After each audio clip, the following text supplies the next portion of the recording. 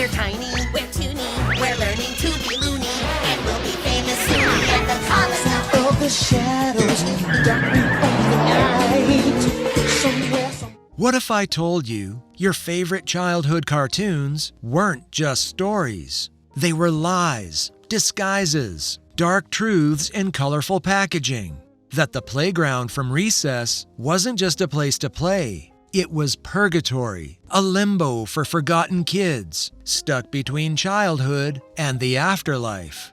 That Felix the Cat with his strange bag of tricks wasn't just a silly animated cat, but a dimension-hopping god, manipulating space and time while you laughed on the couch. That Tiny Toons, they weren't learning comedy, they were being groomed. Programmed by the Acme Corporation to become the next generation of mind-controlled cartoon mascots, trapped in a cycle of slapstick servitude. These aren't just wild Reddit rabbit holes. These are real conspiracy theories backed by decades of creepy symbolism, hidden messages, and disturbing truths buried in the backgrounds of your favorite shows. The clues were always there. In the theme songs, the set design, the bizarre plot holes no one questioned. And today, we're exposing them all. So buckle up, 80s and 90s babies, because we're about to unravel 7 cartoon conspiracy theories that will ruin your childhood, one uncomfortable truth at a time. And if this deep dive makes your jaw drop, tap that super thanks to show some love. Every dollar helps me keep these episodes coming each week. If you want to rewatch the shows for yourself and spot the clues you missed as a kid, I've linked the original DVDs down below. Yep, even Heathcliff. Now, let's begin. Theory number 1. Recess. The playground is purgatory.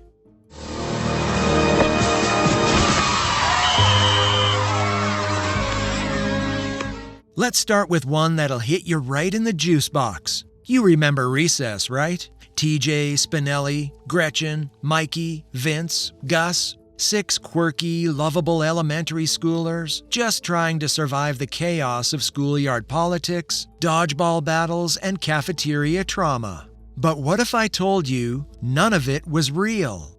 According to this deeply unsettling theory, all 6 kids are actually dead. And the playground they roam day after day isn't a school, it's purgatory. Each character is believed to represent a different tragic way a child might pass away. TJ, the fearless leader, might have died from a head injury, possibly in a skateboarding accident gone wrong. Spinelli's tough girl persona could be a defense mechanism from a life cut short by abuse or violence. Gretchen, the brainiac, is said to have succumbed to a terminal illness. Mikey's gentle soul and larger frame suggests a passing due to obesity-related complications. Vince, the athletic one, might have been a victim of gang violence in a tough neighborhood. And Gus, well, his military background and nervous demeanor imply he died as a child of war or in a traumatic event tied to his father's service. So why are they all stuck at recess? Because it was the last moment they all truly felt free. The final memory of pure, innocent joy before their lives were cut short. The school itself becomes a symbolic afterlife, with Principal Prickly acting as a confused gatekeeper, caught between letting go and holding on, while Miss Finster plays the role of a punisher, ensuring they can't move on too easily. Even the kindergartners, with their primitive, almost animalistic behavior, are thought to be spirits of children who never made it past toddlerhood. Suddenly, the swing sets creak a little louder. The laughter feels a little distant, and that cheerful asphalt kingdom starts to feel chillingly eternal. But if you thought purgatory was dark, wait until you find out what Darkwing Duck might really be hiding. Because under the shadow of that purple fedora lurks a government experiment gone terribly wrong. Theory 2. Darkwing Duck. Launchpad betrayed Scrooge. Guys, nobody knows for sure. Bad guys are out of luck. Here comes Darkwing Duck. Let's get dangerous, because this next theory takes Darkwing Duck from quirky vigilante to full-blown paradox. You remember him, right? The purple-cloaked duck with a flair for drama, an ego the size of St. Canard, and an arsenal of gadgets that puts Batman to shame. But what if Darkwing Duck was never meant to exist? According to this bizarre but strangely convincing theory, Darkwing isn't a superhero. He's a glitch, a mistake, a fictional character who somehow broke free from the cartoon world he was created in and started rewriting reality around him. See, Darkwing Duck wasn't born in the same universe as DuckTales. He just showed up. And despite sharing a world with Launchpad and Gizmo Duck, the continuity never quite lines up. Some fans believe Darkwing is actually a rogue creation from a failed cartoon pitch, a character who was cancelled before he even started. But instead of fading away, he hijacked the universe of DuckTales and forced his own show into existence. That's why so many of his villains are weirdly meta, like Megavolt and Quackerjack, enemies who feel like they know they're in a cartoon, constantly breaking the fourth wall and trying to destroy the rules of the genre itself. Even Darkwing's daughter, Gosalyn, is suspicious. She's not a sidekick, she's an anchor, the only thing keeping him grounded in a world that keeps threatening to erase him. It's almost like he's clinging to her because without her, he might disappear completely. So while everyone else was watching a goofy duck fight crime, maybe we were witnessing something much darker. A character fighting for his right to exist in a cartoon world that never wanted him. And if you think that theory is wild, just wait until we revisit a cat so old, so iconic, and so strange. Some believe he's not just a cartoon, but a living remnant from a forgotten timeline. One with powers that shouldn't belong in a Saturday morning slot. Theory 3. Felix the Cat. He's a trickster god. Roscoe? Incredible turn of events here as the world-famous Felix the Cat has stepped in. Gosh, Roscoe, what the... You've seen him before. The grinning black and white icon with wild eyes and a magical bag of tricks. Felix the Cat has been around for over a century, outliving trends, studios, and even the rise and fall of entire animation eras.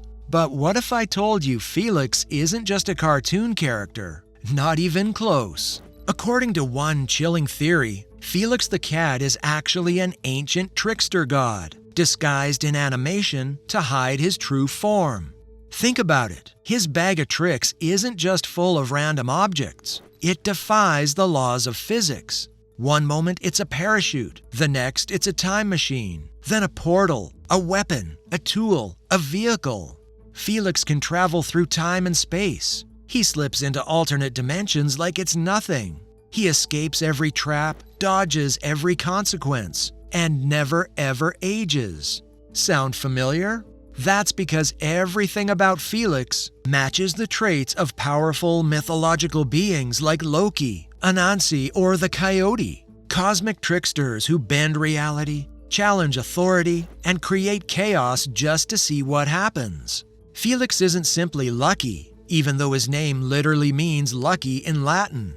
That's not luck, that's power. Some fans believe Felix is a reality-warping entity, a force of nature posing as slapstick comedy.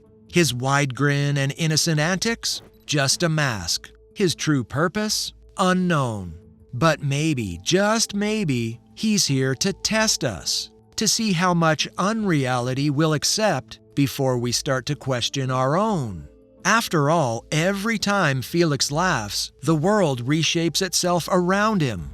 Nothing stays the same. There are no rules, just the bag and the being who carries it. But if you think a cartoon god with a magic bag is strange, wait until you find out what's hiding behind 3 squeaky voices, a Christmas song, and a high-pitched laugh that may be way more sinister than you remember. Theory number 4. Alvin and the Chipmunks. Government-controlled pop star experiments.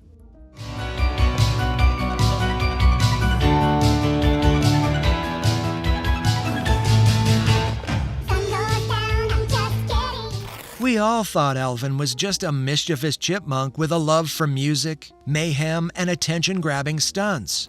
But if this theory is true, Alvin wasn't just a singing rodent. He was a weaponized celebrity experiment. According to a particularly deep and bizarre conspiracy theory, Alvin and the Chipmunks were never found in the woods, never adopted by a lovable music producer, and never rose to stardom organically. Instead, they were genetically engineered in a secret government lab, created for one specific reason: to test how music, media, and cuteness could be used to influence human behavior, especially in children. Their squeaky voices weren't just a gimmick. They were the result of audio manipulation technology, designed to trigger emotional responses, make them more memorable, even addictive. Their so-called adoptive dad, Dave, according to this theory, he was their government handler, assigned to control them and ensure the experiment stayed on track. And their rise to fame? Entirely manufactured, part of a mass behavioral study disguised as entertainment. Each chipmunk was supposedly coded with a specific personality type to test which traits resonated with different audiences. Alvin was rebellion, loud, flashy, impulsive. Simon was logic and intellect, the straight man in the chaos. And Theodore embodied innocence and childlike charm. Every album, every episode, every Christmas jingle wasn't just entertainment. It was data collection, measuring which archetype could influence which demographic most effectively. And when the field test was over, instead of shutting it down, the government simply animated the results, sold it to networks, and watched as we invited the experiment into our homes every Saturday morning. Those catchy tunes and chaotic adventures, they weren't just for laughs. They were the final phase of a behavioral control study. And just when you think that's the most insane theory you've heard all day, wait until we dive into the next one, where a certain beloved redhead takes a class of kids on wild field trips that may have been something far more sinister than science. Theory number 5, the magic school bus. Ms. Frizzle is a time traveler from a dead Earth. On our way to the rainforest to untangle the web of mystery that surrounded the missing cocoa bean. Here's a theory that'll ruin every field trip memory you've ever had. You thought the magic school bus was just a fun, imaginative ride through the wonders of science, with a quirky redhead named Ms. Frizzle leading the charge into the human body, outer space, the depths of the ocean, and even inside dreams. But what if Ms. Frizzle wasn't just a teacher with a flair for the dramatic? What if she was a time traveler from a ruined, post-apocalyptic Earth, sent back to our time with one mission: to educate the past and prevent the collapse of the future? It starts with the bus. This thing isn't a school vehicle. It's a shape-shifting, reality-bending, dimension-hopping machine with zero explanation for how it works. It shrinks, it grows, it bends the laws of physics. It can go microscope, cosmic, psychological. And not once does Ms. Frizzle ever explain where this tech came from or how she controls it. Even when the kids are nearly incinerated, eaten alive, lost in space, or fused with atoms, she never panics. She's always calm, almost like she's seen it all before, because maybe she has. According to the theory, Ms. Frizzle is a scientist from the future, one where the Earth was devastated by ignorance, climate collapse, war, and mass extinction. In a desperate attempt to rewrite history, she time-traveled back to a key point in civilization, childhood, to try and implant the knowledge we forgot. Every lesson, every wild adventure is a piece of forgotten wisdom, wrapped in whimsy and hidden behind a cartoon smile. The kids? They're unwitting participants in a last-ditch educational intervention. Some even suggest the school isn't real at all, that it's a holographic simulation, a fabricated environment designed to test how children absorb information before the final version of history is written. Suddenly, that wacky yellow bus doesn't feel so magical anymore. It feels like a lifeboat from a dying timeline, frantically trying to fix what was broken before it breaks again. And if that wasn't wild enough, wait until you hear the theory that Garfield, yes, the lasagna-loving cat himself, might actually be trapped in a lonely psychological nightmare. One where John, Odie, and everything else we remember is just a figment of a tortured feline's decaying mind. Theory number 6. Heathcliff, Garfield's evil twin. So join in the jubilee. The cats are great, they'll all agree. Finding each calamity. This theory, it's petty, messy, and completely unhinged, which honestly is exactly why it might be true. The idea is simple. Heathcliff is Garfield's evil twin. Both cats were created around the same time in the early 80s. Both are fat, orange, smug, and oddly obsessed with dominating their neighborhoods. But where Garfield lounges in sarcastic comfort, Heathcliff causes chaos in alleyways. Garfield is calm, manipulative, and oddly philosophical. Heathcliff? He's wild, destructive, and completely off the rails. It's like someone took one concept and split it in half, keeping the polished, suburban, brand-friendly cat as Garfield, and dumping all the unruly leftovers into Heathcliff. According to this theory, Heathcliff was actually the first attempt, a failed prototype in a plan to create the perfect cartoon cat mascot.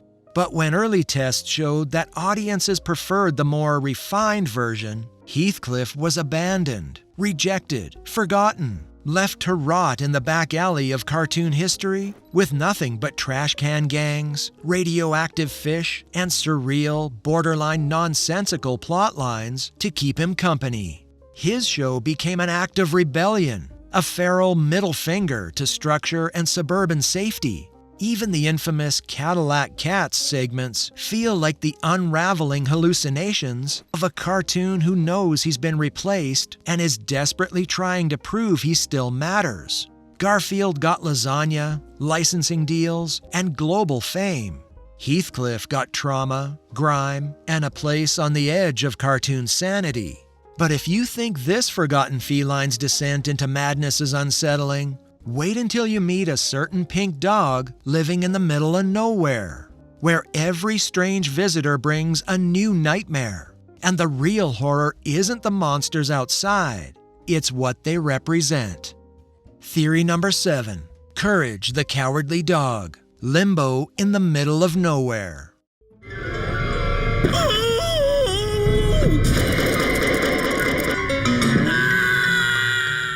Nowhere, Kansas. That name alone feels like a warning.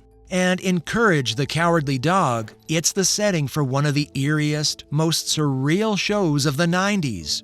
Just Courage, Muriel, Eustace, and an endless parade of monsters, freaks, and unspeakable horrors crawling out of the shadows. But what if nowhere isn't a place at all? According to one of the darkest theories out there, Courage is already dead. And nowhere? It's not Kansas, it's limbo. The theory suggests Courage is trapped in a post-death state, reliving the trauma of being unable to protect the ones he loved. Muriel and Eustace? They're long gone too. Not just elderly, but symbolic. Muriel represents the fading warmth of love and safety, while Eustace embodies resentment, fear, and the unresolved bitterness that lingers beyond the grave. The monsters? They're not just random nightmares. They're emotional demons.